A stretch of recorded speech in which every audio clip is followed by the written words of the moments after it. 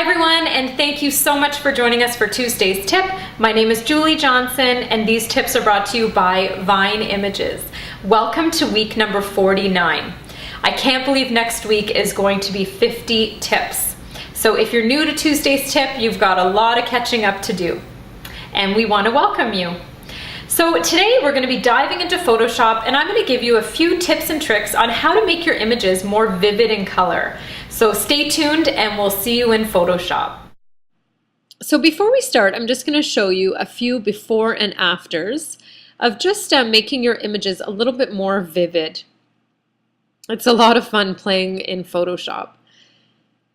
Before, after, before, after, before, after, before, and after. Okay, so we're going to begin with this shot. So you can see from the before, the water's not very blue. So what we're going to do is we're going to make a duplicate layer of the background, and then we're going to create a clipping mask.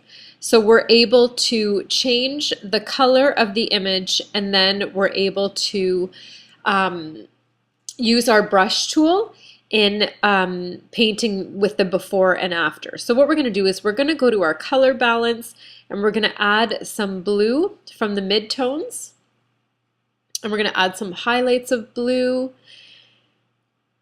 and we're going to add some cyan to give it a nice punch of color. So now what happens when you do the color balance? It also changes a person's skin tone, and you don't want to play with skin tone. So what we're going to do is as soon as we get the color that we want, we're going to hit OK, and then we're going to go to our brush tool and we're going to brush it back to the original. So that's looking pretty good though. So it's good to play with your color balance and just see what you like, and with all your tone balances, your shadows, your midtones, and your highlights. So now we're going to go to shadows, play with that a little bit. So I just encourage you to open up an image and create your clipping mask. If you haven't learned about masking yet, maybe I'll make that a future Tuesday's tip, so I can just show you exactly what we're doing here for people that aren't as advanced with Photoshop. So our brush tool, you grab that. And now what we're going to do is we're going to use our brush tool to paint over where we want the color to stay. So here we are. We're going to use this little guy here. It's actually my son. And we're going to, it's like almost erasing, guys, but you can change the foreground and background color just at the bottom below. I put this in fast motion so you're not, this tip doesn't end up being 20 minutes long. Make your brush size a little bit smaller. And so we're going to go really quickly here. I'm just doing this just to show you. So with the mask, it's so safe if you make any mistakes, because you can just go back and switch the foreground and background of your brush, and you can put the new color back in. So right now, looking at his flippers there, I like the blue better. So we're going to change it, and we're going to put the blue back in his flipper. I think it looks much cooler than what we had. Okay, so I think that looks really awesome. So now you would do that with each person in the picture as well as the sharp. So next we're going to look at the, go to Image Adjustments, Vibrance.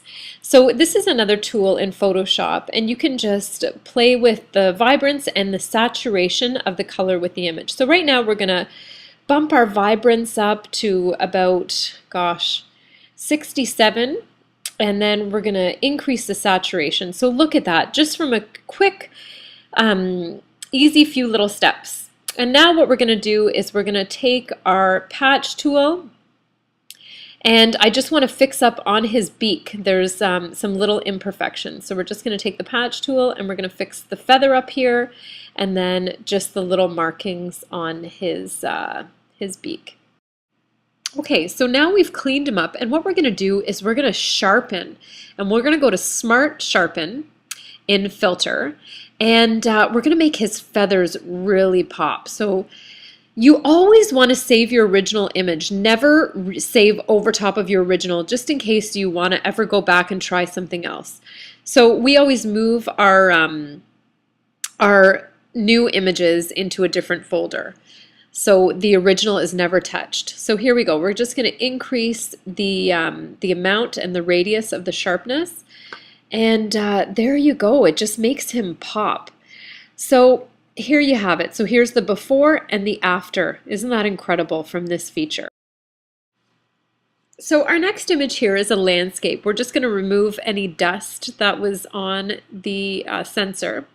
And now we're going to go to Vibrance again, and we're going to play with that in a landscape image. So we're just going to increase the Vibrance to +33 and the saturation to +30, and look at that, just beautiful. Now we're going to change the color balance, so we're going to play with that a little bit. We're going to increase the blue a little bit more and add in some cyan. So again, you just want to play with these tools, guys, and have fun.